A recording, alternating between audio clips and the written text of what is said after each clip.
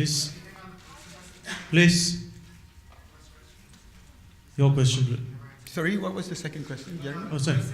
Police. Oh, the police investigation. Oh, the police investigation. Sorry. Obviously, the IGP is not here with me. The next PC, I'll get him to come up, but I can confirm that he is working very closely with the international agencies. And also, just like the technical aspect, like I said, there are three challenges that we have to face. One is diplomatic, involving so many nations. And moving forward, that will be even more complex if we do find debris or other evidence that needs to be looked at. Secondly is the issue of logistics, and this is where the movement of assets and weather conditions is an issue. The third is the question of experts and evidence that is required. And like I said, just like the technical part of it, where we're working closely with Boeing, with FAA, with the Chinese agencies, believe you me, on the criminal aspect of it, the Malaysian Royal Police is also working very closely with the international agencies to get to the root of it. But I can get the IGP back on our PC to answer that particular question, Jeremy. Okay, sir. Please. Thank you. Lester from the Straits Times, Singapore. We understand that police investigations are still ongoing, but the question is for Encik Ahmad Johari. We'd just like to clarify for the record, do the pilots do the pilot and the co-pilot know each other before they got on that plane? And how long have they worked together before that? And thirdly, you have said before that they undergo psychological screening before they are admitted into Malaysian Airlines. Is that done on a yearly basis or only before they join Malaysian Airlines? Thanks. Okay, as far as the pilot and co-pilot, they are rostered. We have a group of people, and there's an automatic rostering system that we use, and we try to roster them as efficient as possible. Not necessarily they need to know each other, okay, and that's the way we roster the people. So whether they know each other before this, like I said, we have a large community of pilots. They tend to know each other in their groups, and sometimes they don't know. There's thousands of them there. All right. Now, as far as the psychological tests, that's something that we do when we take new pilots on board, and something that we normally. Excuse me. Let me. That's something that we check yearly and 6 monthly, depending how old they are, on their medical renewal, and that's normally done through an interview with the aviation doctors. Okay. First row, number 2, please.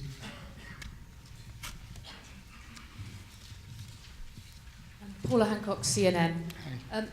Minister, could you explain the fresh analysis that has made this search area change? Has that given you fresh information about the path that the plane took and about the changes in altitude? Whether or not you can share them at this point, has it given you fresh information about what happened?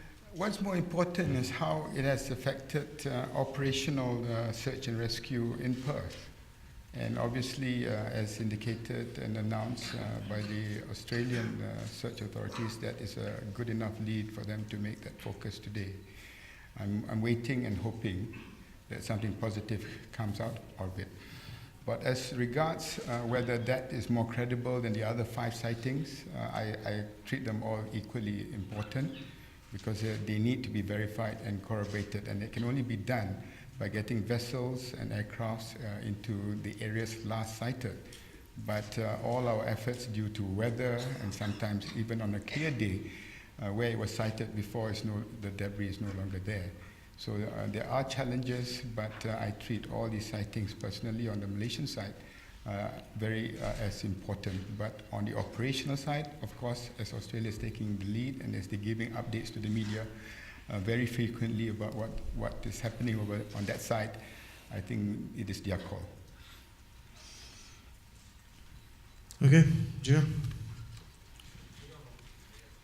You mentioned emotions are running high. Yeah. So do you think that if the police could reveal some information as to what possibly could have gone wrong with the plane diverting so far, that will address this problem in China.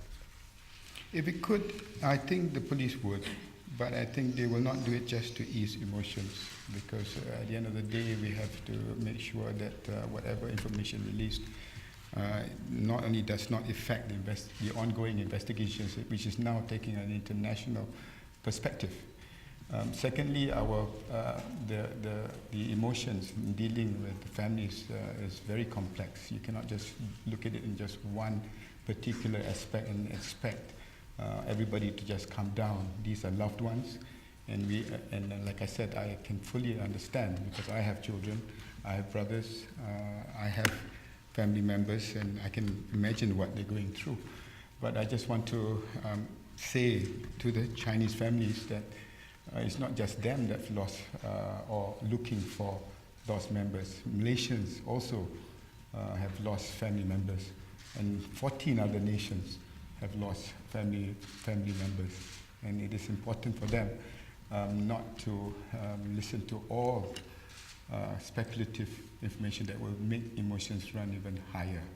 But at the same time, on the Malaysian government side and on the side of MAS, we will, together with the Chinese authorities, we are continuing to engage them. Okay, one last question from the gentleman in front here. Thank you. Please could you stand, sir? Danny Lee, South China Morning Post. Can you just confirm that altitude was factored into this new analysis, which has now been handed over to Australia? And what more further refinement can we get in order to get closer to potential wreckage, which could be identified as MH370? And where are we with the 6th half ping that MISAT detected a couple of days ago?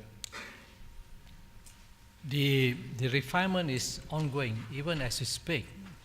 Our team, our working team down here, from the US team, from UK, from China, and the Malaysians, every day is working, and being fed to Boeing, because Boeing know the performance of the aircraft, and they have been doing it even as we speak.